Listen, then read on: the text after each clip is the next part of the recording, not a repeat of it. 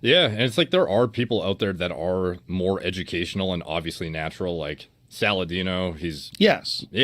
I feel like he puts out like pretty goddamn informative content that still very represents his, even if he has a polar extreme, like potentially narrow view of like what the optimal diet is.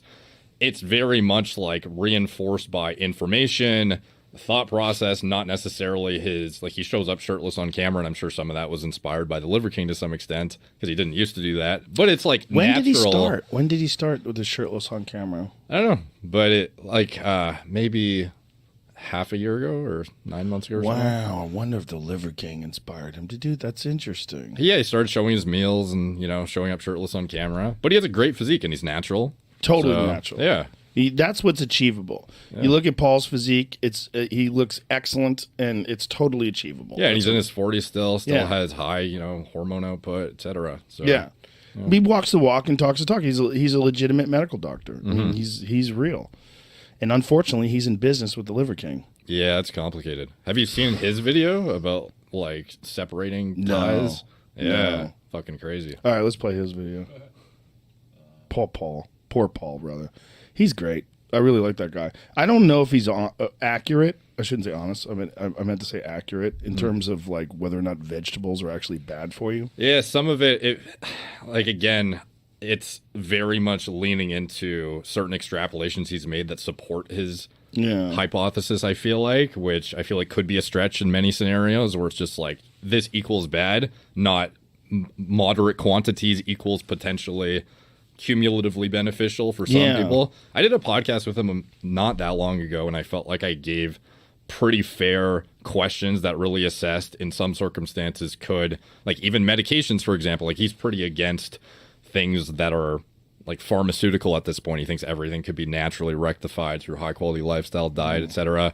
To some extent, maybe I'm speaking on his behalf and being a little bit too polar on that, but he is very like, I don't know, he's open to the idea that there's some minor benefit potentially to having the hormetic stress of a vegetable in some circumstance, but then in his content that's bite-sized, it very much comes across like seed oils fucking suck. This equals bad. Don't touch this. And I don't know, like it's he's definitely finding his own unique way to pick up virality himself, but at least it's centered around like what he believes to be truthful. He's not misleading necessarily with his like, you know, a fucking calculated, pre-planned, meticulously thought out like lie, essentially. Well, let's see what he says, and note that he has a shirt on. Yeah.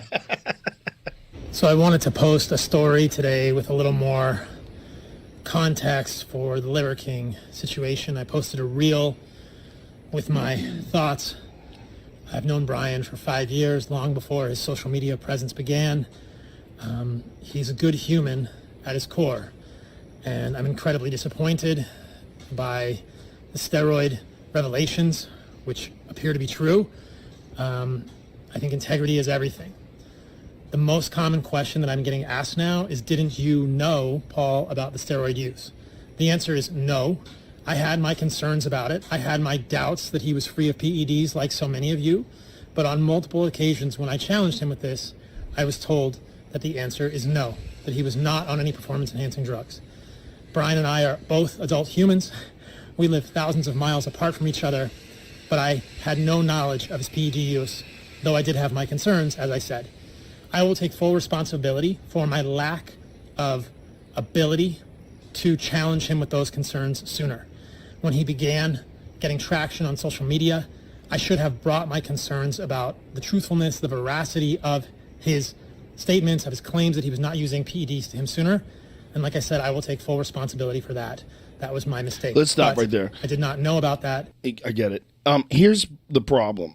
He was in business with this guy before he became this gigantic social media presence. That supplement line that Paul and the Liver King were involved with, that's existed for years. I mean, he was on my podcast years ago, and he gave me some of those supplements. Yeah. I think Heart and Soil has been around since well before the Liver King inception. So back then, it didn't matter. What Paul was trying to do was he was trying to promote supplements that he believed would enhance people's diet. that, if you can't eat enough liver, if you can't get heart and kidney, we could use desiccated forms of it. Yeah. And I think that's a noble way to market it too, where it's like, I have let's say I have a micronutrient deficiency of, I don't know, vitamin A or copper or whatever it is, or choline, for example, like liver is very dense in choline. That sort of thing, if you don't like the taste of liver, is it reasonable to have a supplement in capsule format to get the exact same thing in, but without having to eat something you deem to be gross? Like, totally. And I think that's like a totally fair way to market it as well. Yeah. But it's the whole, the other angle. Yeah, but imagine being in business with this guy, and then all of a sudden the guy starts being shirtless, walking around with a chain around his neck, and all the crazy shit that he was doing, and then saying he's steroid free. The crazy thing about it is the first time, as far as I know, that he said and lied to somebody on camera was to the face of Paul. So that's probably why he feels even more. Really? Yeah. Like it was on Paul's podcast where he was like, tell everyone about, there's a lot of speculation going around, we've talked about it. You tell them, are you enhanced with PEDs? What do you do to get this physique? And then he basically just said, this question has done more for the Liver King brand than any other question, and I'm glad you're asking. The answer is no. I've never done the shit, never going to do the shit. I feel like, this is Monday morning quarterbacking, and Paul's a friend. I really like Paul, but I feel like he should have asked him to take a blood test. Yeah, like if you're highly suspect, you're in business with this guy. Yeah. And now this guy's this gigantic social media presence. Drug testing your fucking business partner. Yeah, well, I would do that. Yeah, it's just funny how that's actually justified in this scenario. In that scenario, it is. I think ordinarily, if the guy was just a business partner, of course you wouldn't. But also, of course, you wouldn't lie. Like, if I was friends with the Liver King and he told me he was clean, I'd be like, get the fuck out of here, bitch. Yeah. That's what I would say. I would be like, as a friend, I'd be like, come on, man, shut the fuck up. Shut the fuck up. You're 5'7", 200+ pounds, solid muscle. Yeah. And you're, 45 or something like that? Yeah. Bitch, get out of here. You're doing something. Stop lying. Yeah. Just as a friend, I would be like, I can't be friends with you now because now I know if you'll lie about something so similar or so simple, rather. Like, yeah. No, yeah, I guess, he did say, I should have grilled him harder, but then it's like, a lot of people, get on him like, shut up, like, you should have known before the fact. Should have known. Yeah. You should have known.